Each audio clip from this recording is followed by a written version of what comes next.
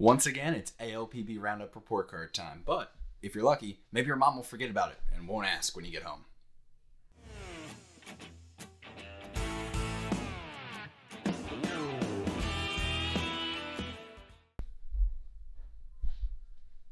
Welcome back to ALPB Roundup, and that's right, it is report card time. Once again, we're 40% of the way through this season, which means it is time for the fourth report card of the year for our 10 Atlantic League teams. Just like usual, normal grading scale, except it doesn't always end with me getting an F. God, school's hard. Anyway, we're going to go randomly through the teams. I picked this time randomly Lancaster. First up, the Barnstormers are 22-32 and have lost 7 of their last 10. They sit in 4th place in the North Division. Now, despite having pitching and offense that are both around league average, the wins just have not been there for this team. The fact is, they aren't beating good teams. They're 16-14 against teams below 500, but they're only 6-18 against teams above 500, including 1-14 on the road against those above 500 teams. While Kelly Dugan continues to mash, the lineup is holding up okay, and they have some bright spots in the bullpen, and Alba is looking good in the rotation. Their issue is they just aren't putting things together consistently and doing so against these good teams, and they're going to have to do that if they want to compete in the second half. Lancaster's report cards have bounced around between a B- and a D so far, but with their recent backslide, I need to move them back from a C to a C-.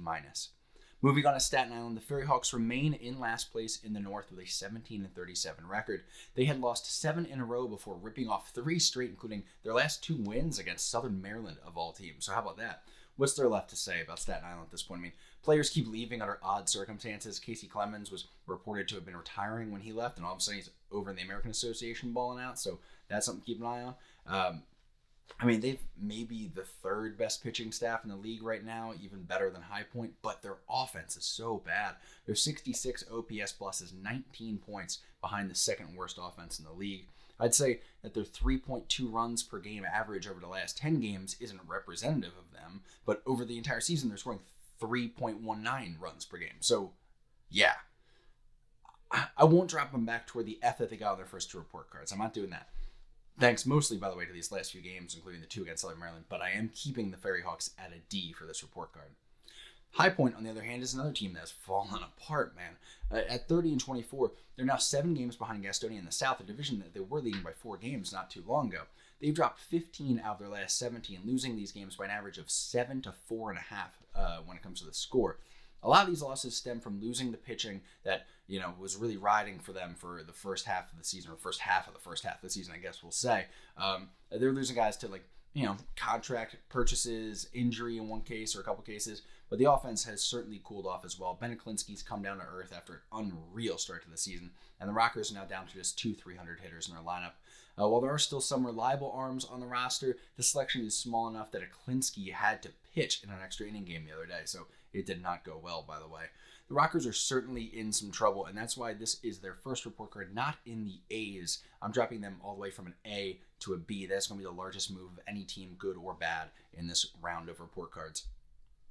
Moving to Southern Maryland, team at the top of their game right now. They're 41-14. The Blue Crabs' first half magic number is down to 2. Unfortunately, the FerryHawks have interrupted the Blue Crabs' 8-game winning streak and are keeping them from celebrating a championship these past couple days for the first half. But hey, for the Blue Crabs, it's been a simple formula. They have the league's best offense. They have the league's 2nd best pitching staff, and they beat up on bad teams. The Blue Crabs only played 12 games against other teams above 500 and a respectable 7-5 against them. But in their 43 games against teams below 500, the Blue Crabs are 36-9. That is unreal, including a 17-3 record against below 500 teams in their division. It was 17-1 before these 2 games against Staten Island. It's crazy what they're doing to these divisional opponents. Concerns with their strength of schedule are the one thing keeping this team from being an A+ in my book. For now, I will give them their 4th consecutive A grade. On to Charleston, where the Dirty Birds sit in 4th place in the South at 24-31. They've split their last 10 games 5-5. Charleston's pitching is around league average with a few standout bullpen arms, but boy, does this team need to find some offense. The offense is 2nd worst in the league. Over the last 15 losses, the Birds are averaging less than 3 runs per game.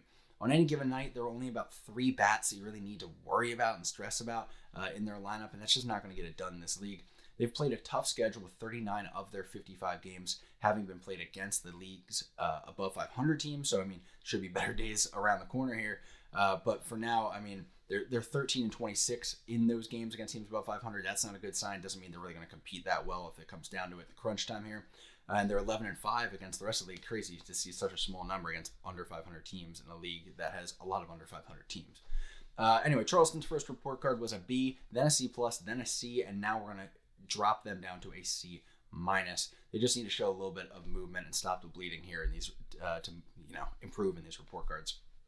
Oh, okay, so we're halfway. We need to speed this thing up a little bit. So let's talk about the Genomes. The Genomes, they are now 2 games below 500 after dropping 7 of their last 10. This team has looked not as impressive of late. Their pitching is bottom 3 in the league and seeming to be getting worse as batters seem to be kind of catching on to what they're seeing from these guys. The familiarity within the division is not helping. While the team's offense is around league average, they also can be very streaky. This last weekend, they scored 1 run against Long Island in 3 games, and that was during a 40-inning stretch where they scored 4 runs. So it's something to keep an eye on there. Even their domination of the Legends is slowing slightly. I mean, they're playing a doubleheader today, but the Legends just took 2 out of 3 against them. The Genomes got a C- on their first report card, then a C, then a C+. But after the recent showing, I'm going to have to bring them back to square one at a C-. Looking up north again to the Revolution, York is 24-30, sitting in the middle of the North Division. This team definitely has their moments. I mean, they have one of the top 3 offenses in the league, but they have one of the bottom 3 pitching staffs in the league. You can see it in their last 10 games. They've lost 4 of those 10 by an average score of 9.5 or 9 to 5.5. They've won 6 of those 10 games by an average score of 9-2. So when the pitching shows up, York is dangerous, but I don't see them showing up consistently enough to bump them above their 3rd consecutive C grade. Back south to Gastonia.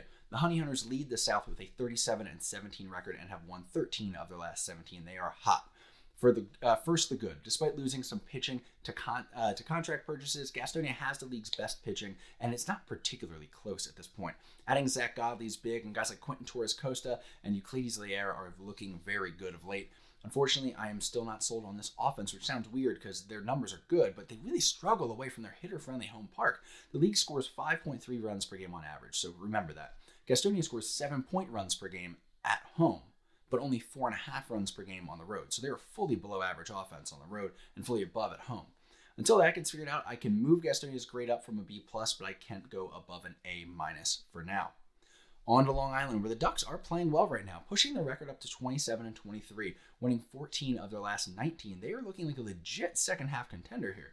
While the pitching is solidly middle of the pack in the league, the Ducks' offense is 4th best in the league, and I think they're moving upwards. They've scored 6.2 runs per game over the last 19 games, 7 per game in their 14 wins. I mean, that offense seems primed to improve. I think pitching may float up the league rankings as well in the second half based on how Long Island typically does by adding players and improving as the year goes on. So that's something to keep an eye on. As for their grade, I'll improve it for the second straight report card. This time I'll bump them up from a B- to a B. This team was hanging around the D almost earlier in the year, so it's good to see them bouncing around.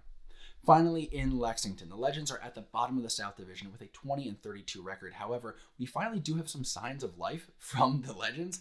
They've split their last 10 games after losing, well, a lot, and getting COVID. So, tough few weeks. While the team's offense is surprisingly still pretty below average, their pitching does seem to be turning a corner at times. Unfortunately for Legends, the pitching staff is still solidly worse than the league at this point. With that in mind, I mean, I have to keep the Legends at a D+ until something improves for a longer stretch. But keep an eye as a potential climber by the time we do the 50% report cards on them. So to recap, the Blue Crabs get another A. The Honey Hunters get an A-. The Rockers and Ducks slide in with Bs. The Revolution get a C. And the Dirty Birds, Genomes, and Barnstormers get C-. Finally, the Legends get a D+, and the FerryHawks get a D. That'll do it for the ALPB Roundup report cards this time around. I got a fun announcement coming on Saturday, so keep an eye out for that. I think it's going to be a very fun week on this channel. A lot of good content coming at you. Maybe a lot of, conversation starters, something controversial, but just something fun to mess with. So I think that's good. We're about halfway through the year, and it's time to start having some fun for sure. Until then, I'm Ryan from ALPB Roundup. Check it out on Instagram, check it out on Twitter, and then keep it here, subscribed, liking, whatever else the case may be on YouTube. Y'all have a good one. I may not have a lot, but I love what I got. A 4x4 and a good fishing spot. I hope this time my card won't decline.